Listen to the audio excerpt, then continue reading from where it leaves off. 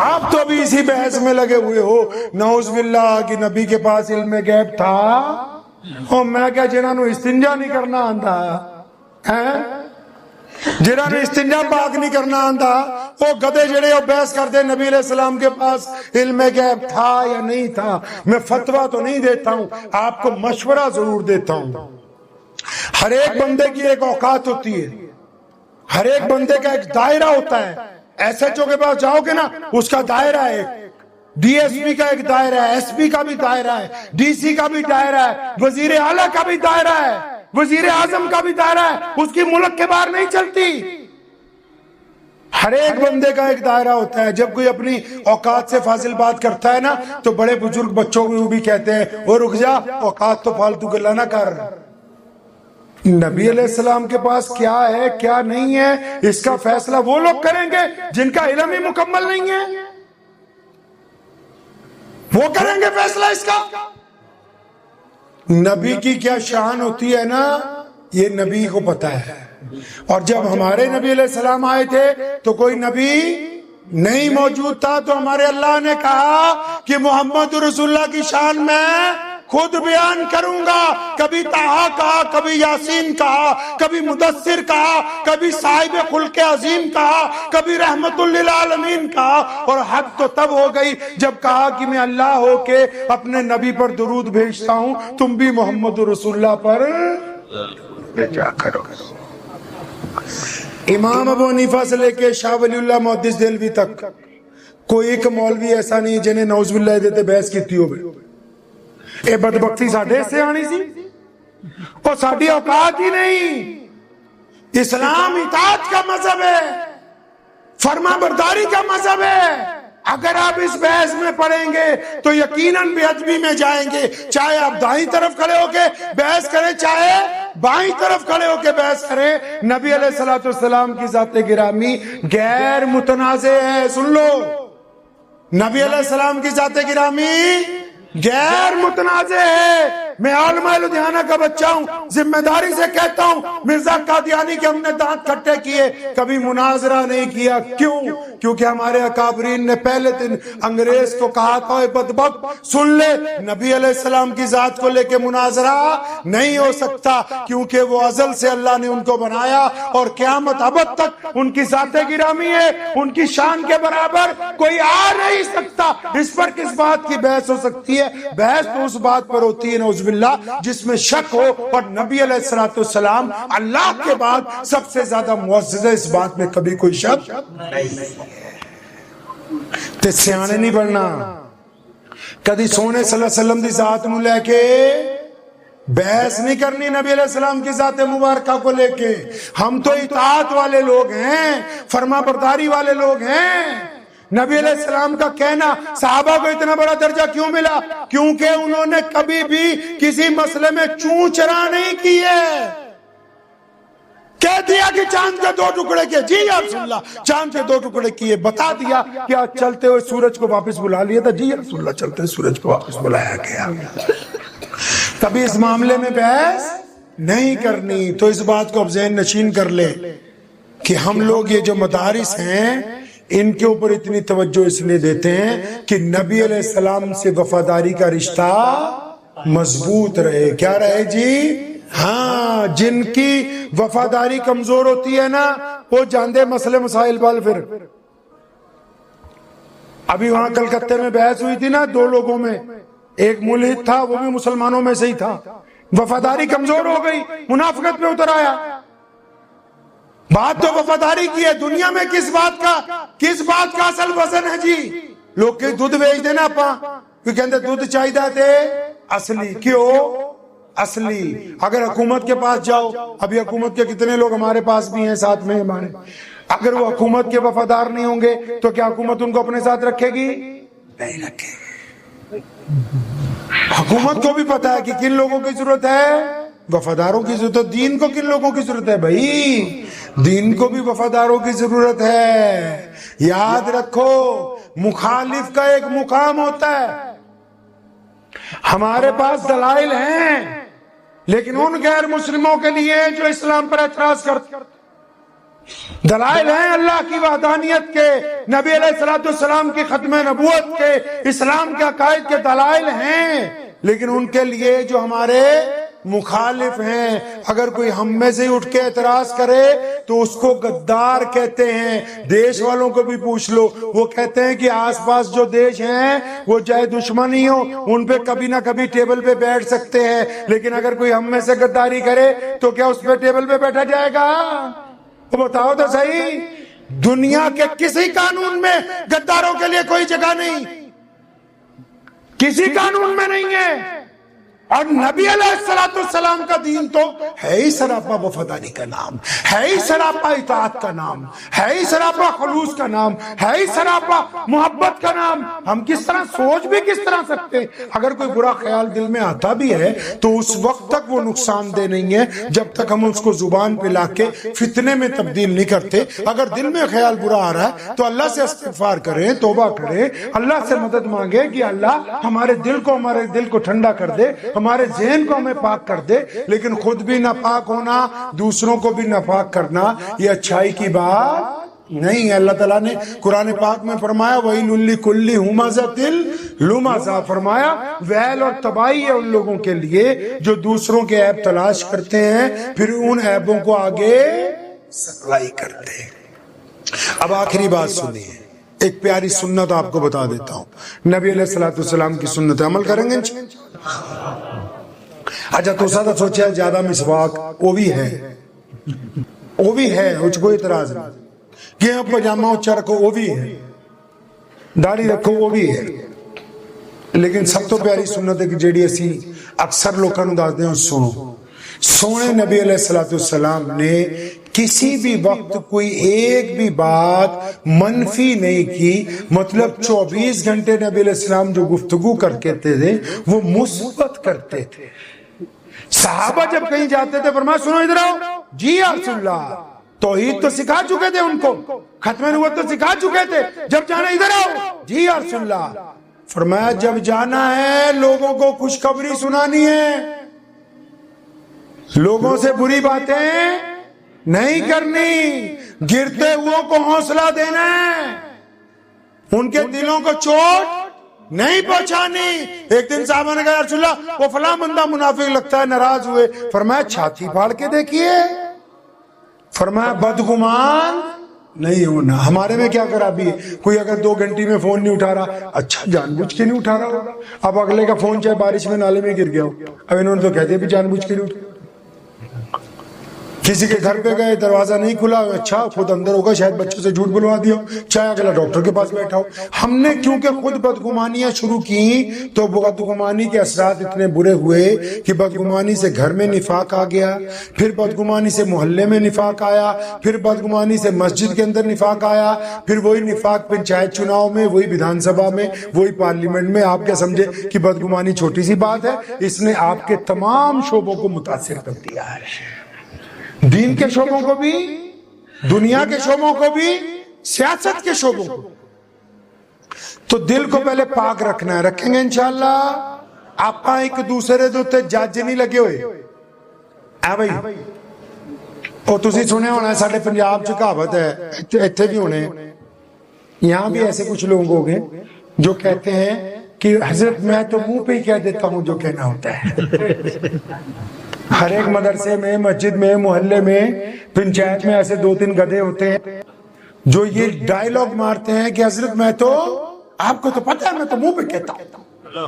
اچھا اگر یہ سچ کہنے کی عادت ہے پھر یہ کیوں نہیں بتاتا کہ میں نے فلاں فلاں کے گھر میں ان کی بہن بیٹی پر زنا کی نگاہ ڈالی تھی؟ اگر اس کو سچ بولنے کی عادت ہے تو اس نے کیا آج تک اپنے اس گناہ کا ذکر کیا؟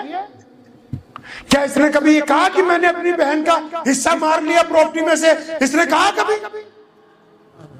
کیا اس نے کہا کہ میں اس انتظار میں ہوں کہ پڑوسی مر جائے، اس کے بیٹے لڑیں گے تو میں یہ مکان خریدوں گا؟ یہ کہا اس نے؟ کیا اس نے کبھی کہا یہ کہ میں نے فلاں موقع پہ ایک بندے سے ٹھگی مار کے 3,000-5,000 کما لیے تھے؟ کہا نہیں، کیونکہ یہ اپنے عیبوں کو چھپاتا ہے، دوسرے کی بے عزتی کرتا ہے۔ اس کا مطلب یہ منہ پہ بولنے والا نہیں، یہ فتنہ پھیلانے والا بندہ ہے۔ اگر یہ سنت کے مطابق ہوتا، اگر یہ دین کے مطابق ہوتا تو نبی علیہ السلام تو فرماتے ہیں اپنے بھائی کے چند گناہوں کو اپنی چھاتی میں چھپا لو، اپنے بھائی کی کچھ غلطیوں کو معاف کر دو، اپنے بھائی کی کچھ کوتاہیوں کو نظر انداز کر دو، اپنے پڑوسیوں کے ساتھ اس نے سلوک کا معاملہ کرو، کوئی بھوکا ہے تو اس کو کھانا کھلاؤ۔ اگر یہ ویسا ہوتا تو اس کا کردار بولتا نا۔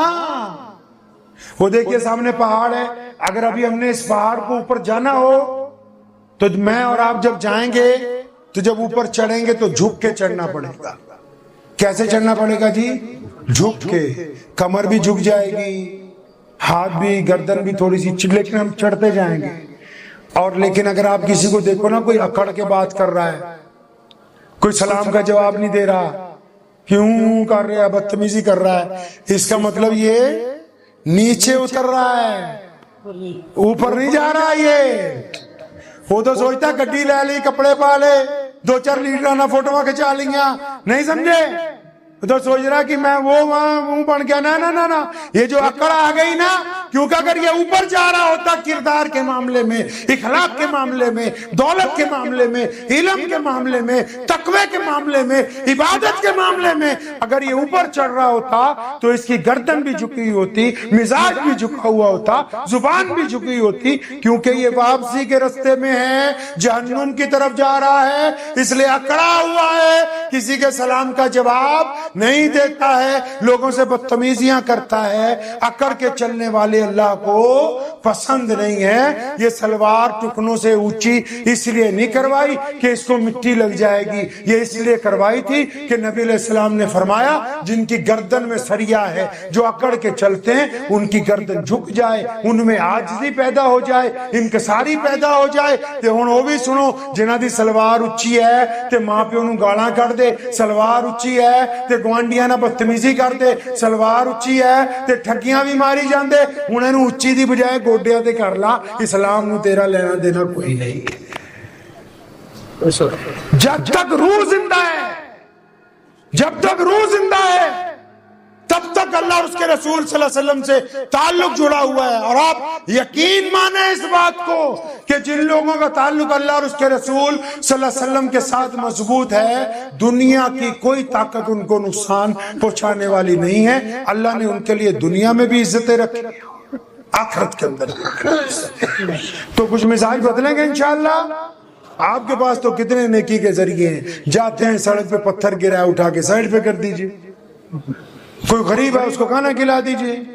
آپ نے نبی علیہ السلام کے دین کو کس طرح سمجھا ہے؟ نماز میں پتہ ہے آپ کو قرآن پاک میں کہا ارایت الذی یکذب بالدین، اور پڑھو نا کہ ارایت الذی فذلک الذی، پوچھیو مفتی صاحب نو جا کے، ایتھے اللہ فرماندے ہیں کہ انہاں دی نماز نہیں ہوندی۔ پڑھو جا کے اس آیت کو، اللہ فرماتے ہیں ان کو بتاؤ ان کی نماز خراب ہو گئی۔ یا اللہ کیوں؟ فرمایا صرف نماز ہی پڑھتا ہے، یتیم کے منہ میں لقمہ پڑھ لو قرآن، صرف نماز ہی پڑھتا ہے، یہ کسی بیوہ کی خبر گیری نہیں کرتا۔ دیکھو پوری دنیا میں مسلمان کتنے طاقتور ہیں، کتنے مسلمان جگہ جگہ ہیں، کہیں کچھ ملے نہ ملے۔ آپ افریقہ میں جائیں، لاس اینجلس میں جائیں، میں کہہ رہا ہوں آپ سب سے بڑا جو ریگستان ہے دنیا کا سہارا، اس میں بھی چلے جائیں، وہاں بھی آپ کو اذان سنائی دے گی، نماز پڑھنے والے وہاں بھی موجود ہے۔ کیوں؟ کیونکہ نبی علیہ الصلوۃ والسلام نے اپنے دین کو لوگوں کے اندر محبت والا بنا کر کے بھیجا ہے۔ ہم لوگ دیکھیں یہ دین پوری دنیا میں پہنچا، نبی علیہ السلام نے حضرت ابوبکر صدیق نو بلایا، درا زکات کٹھی کر، یا رسول اللہ کی کرنا، فرمایا کٹھی کر، کتھے؟ مسجد تے۔ کی کرنا ہے؟ فرمایا پہلے نیڑے دے لوکاں نو امیر بنانا۔ ہم زکات کیسے بانٹتے ہیں؟ ہمارے مدرسے چھوٹے چھوٹے ہیں، جو 5000 کلومیٹر سے آ رہا ہے، بھئی آجا تو پہلے تیری رسید کاٹتے ہیں۔ منع نہیں کر رہے ہیں جو باہر سے آنے والوں کے اکرام کے لیے، لیکن جو ہمارے دائرے میں غریب ہیں، مسکین ہیں، بیوائیں ہیں، محتاج ہیں، رشتہ دار غریب ہیں، کسی کی سکی بہن غریب ہے، کسی کا سکا چچا غریب ہے، وہ اللہ کے بندے جس ترتیب سے اللہ نے ہمیں دین سمجھایا ویسے کیوں نہیں چل رہے؟ کہ صرف لاؤڈ اسپیکر پہ اعلان کرانا ہے چودھری صاحب نے 2 لاکھ روپے دیتے کہو سبحان اللہ سبحان اللہ. خدا کے لیے دین کو پہچانے, خدا کے لیے پہچانے. آنے والی نسلوں میں دین چاہیے. یہ مدرسے کیوں بنائے پتہ ہے؟ یونیورسٹی میں ہمارا بچہ پڑھنے جاتا ہے, کہاں؟ کالج میں, اسکول میں پڑھنے جائیں گے, ہم خود بھی بھیجیں گے, لیکن ہم ان بچوں کو وہاں بھیجنے سے پہلے قرآن حدیث کیوں پڑھاتے ہیں پتہ ہے؟ یونیورسٹی والے ڈگری دلوا سکتے ہیں, کرسی دلوا سکتے ہیں, افسر بنا سکتے ہیں, IRFS بنا دیں گے, IS IPS بنا دیں گے, SDM لگا دیں گے, تحصیلدار لگا دیں گے, ڈپٹی کمشنر لگا دیں گے, انسپیکٹر بنا دیں گے بچوں کو پڑھا کے. لیکن ان بچوں کو حلال حرام کی تمیز اگر کسی نے سکھانی ہے تو وہ محمد رسول اللہ کا دین ہے. ان کے اس عہدے پہ پہنچنے سے پہلے ان کی گھٹی میں ہم دین اس لیے ڈال رہے ہیں تاکہ جب وہ اس عہدے پہ پہنچے تو وہ کسی کو مسلمان ہونے کی وجہ سے رعایت نہ دیں, کسی کو غیر مسلم ہونے کی وجہ سے سزا نہ دیں. ان کو یہ پتا ہو کہ محمد رسول اللہ کا دین انصاف کا دین ہے, اس میں رشوت خوری حرام ہے, اس میں مظلوم کا ساتھ دیا جاتا ہے, تو وہ اس قلم کو ہمیشہ حق اور انصاف کے لیے استعمال کریں. یہ خوبی ان میں رسول اللہ کے دین نے عطا فرمائی. اور آپ نے ابھی دیکھا ہوگا پورے ملک میں, یہاں تو پتہ نہیں یہ بیماری ہے کہ نہیں, ہوگی تھوڑی بہت, اکثر جو بڑے غیر مسلم بھائی بہن ہیں بوڑھے ہو جاتے ہیں تو ان کو اولڈ ہوم میں چھوڑ آتے ہیں. ہمارے ہاں مسلمانوں میں آپ جائیں گے نا پوری دنیا میں سارے بڈھا بڈھی کا ہی ہے, اور کئی تو بڈھے نا اچھی ڈنڈا بھی پڑے ہوئے, جاندے ہوئے بھی کتے آندے ہوئے بھی. کیوں؟ یہ بوڑھا بوڑھی جو گھروں میں بیٹھے ہیں مسلمانوں کے, جن کی خدمت ہو رہی ہے, کیوں؟ کیونکہ بچپن سے مولانا نے سمجھانا شروع کیا, بیٹا امی ابو اور ناراض ہیں تو نماز نہیں ہوگی, بیٹا امی ابو ناراض ہیں تو اللہ دعا نہیں سنتے, بیٹا ماں باپ راضی ہیں تو رب رسول راضی ہے. بچپن سے ان کو گٹی پلا دی تو اب جب ماں باپ بڈھے ہوئے ہیں ان کو بادشاہوں کی طرح رکھا ہوا ہے. اور جنہوں نے اپنے بچوں کو صرف بچوں کو اپنے وہ کیا کہتے ہیں بورڈنگ سکولوں میں پڑھایا, اپنے بچوں کو انگریز بنایا, ان کے بچے آج کتے کو تو لے کے اپنے بستر میں سوتے ہیں, لیکن ان کے ماں باپ اولڈ ہوم میں اپنی موت کا انتظار کر رہے ہیں. کیوں؟ کیونکہ ان کے پاس رسول اللہ صلی اللہ علیہ وسلم کا ایسا دین نہیں تھا جو بچوں سے محبت اور بڈھوں کو بادشاہ بنانے کا درس دیتا. پڑھائیں بچوں کو جتنی مرضی بڑی ڈگری دیں, لیکن ان کو دین پہلے ضرور پڑھانا ہے, قرآن پڑھانا ہے, حدیث پڑھانی ہے, حلال حرام کی تمیز سکھانی ہے, تاکہ یہ بچے جب دینداری کے یونیورسٹیوں سے پڑھ کے آئیں گے تو یہ صرف مسلمانوں کے لیے نہیں, اس ریاست کے لیے نہیں, اس پورے ملک کے لیے فائدہ مند ہوں گے. اللہ تعالیٰ سے دعا ہے کہ اللہ کریم مجھے بھی اور آپ سب کو ان باتوں پہ عمل کی توفیق عطا فرمائے. وآخر دعوانا ان الحمدللہ رب العالمین. مجھے امید ہے کہ آپ کو یہ ویڈیو پسند آئی ہوگی. اگر پسند آئی ہو تو یہ آپ اپنے دوستوں کے ساتھ شیئر کریں اور اس چینل کو سبسکرائب ضرور کریں.